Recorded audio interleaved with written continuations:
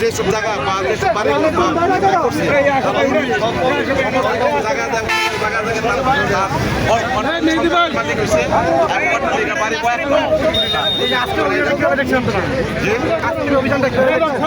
আজকের অভিযানটা মানে খুব সুন্দর হচ্ছে।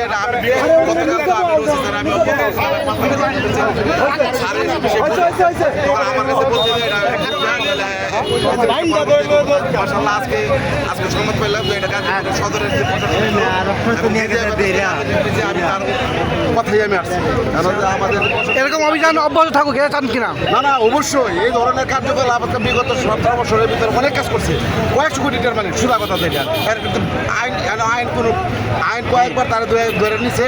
আমরা যতটুকু জানি যে সঙ্গে 10 লাখ 20 লক্ষ টাকা খেয়ার পর আবার ছেড়ে দিচ্ছি, এরকম আমরা জানতাম। কিন্তু আজকে আমি মনে করি যাতে হ্যাঁ সমস্ত উদ্ঘাটন এবং সমস্ত তথ্য উদ্ঘাটন করে এত সম্পত্তির মালিক কীভাবে হয়েছে এবং আমার থাকিয়া একটা জামাই অবস্থা দেখিয়া সে কীভাবে এত টাকার মালিক হয়েছে, এটা আমি মনে করি যে প্রশাসন আজকে তারা আজকে ভালো একটা কাজ করছে।